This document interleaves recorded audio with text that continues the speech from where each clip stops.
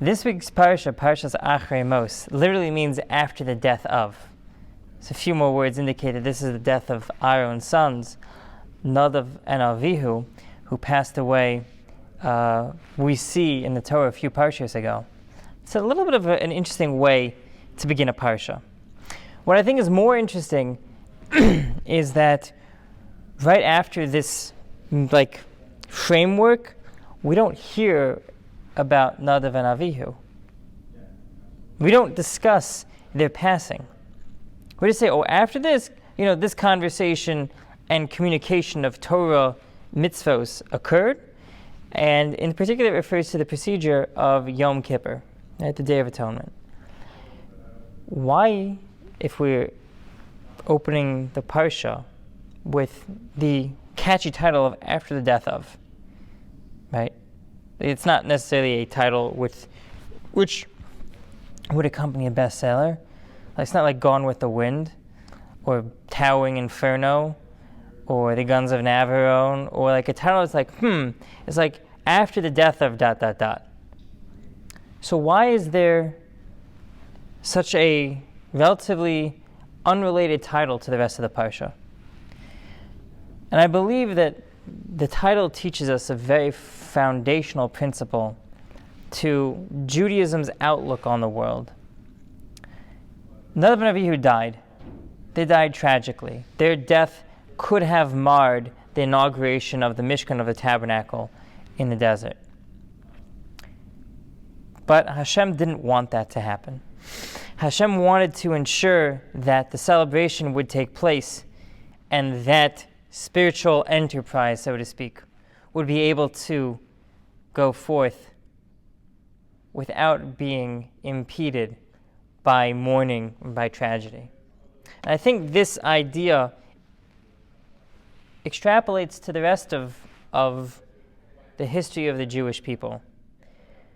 Our goal is that we don't dwell on tragedy.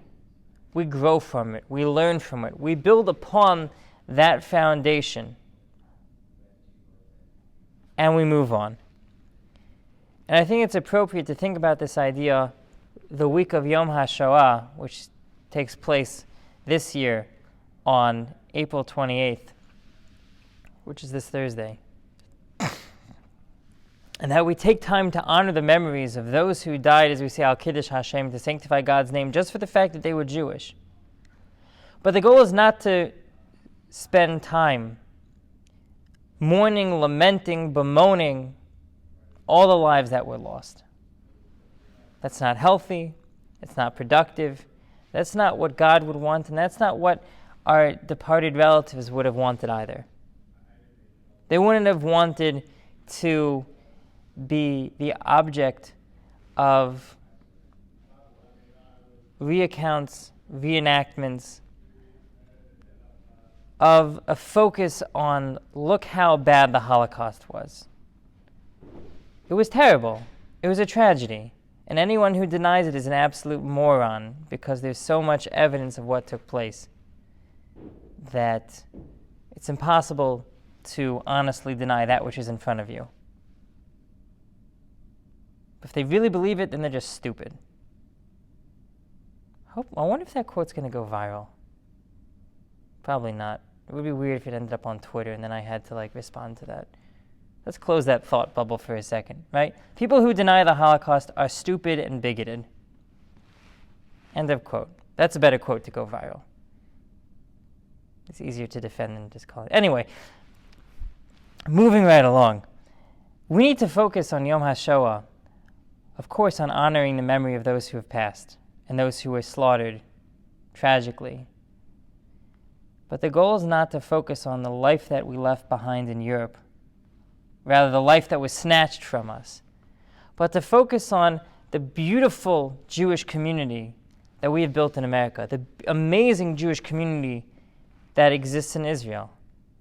Arguably, without the Holocaust having taken place, the United Nations would never have voted to allow a Jewish state to exist. And I want to make it clear, I'm not stating that is why it happened. Such tragedies beyond the comprehension of mankind. It's not something that we can ever definitively say this happened for any particular reason, or even a whole host of reasons. That's God's domain, and let's let him focus on that. But to dwell on Yom HaShoah, to reflect on the part of the name that is usually omitted. And until this year, I didn't know that the proper term is Yom HaShoah v'Hagevura. To think about the strength of the Jewish people's, the resolve, the fortitude, to pick ourselves up, to dust ourselves off, to say, yes, we just got beaten down. Yes, we suffered tremendously, but we're now picking up and moving forward. Achrei Moshe b'nei Aaron. It's time to fulfill the rest of the Torah. It's time to continue to lead that life of connection to the Almighty, of trying to continue to grow closer. To use the Holocaust Memorial Day as a springboard, to say, how are we going to ensure that their legacy is lost? How are we going to ensure that their legacy is never forgotten, is never lost? By making sure that we're always focused on building, moving on, and using our past experiences to build us up and not hold us back. Have a great week.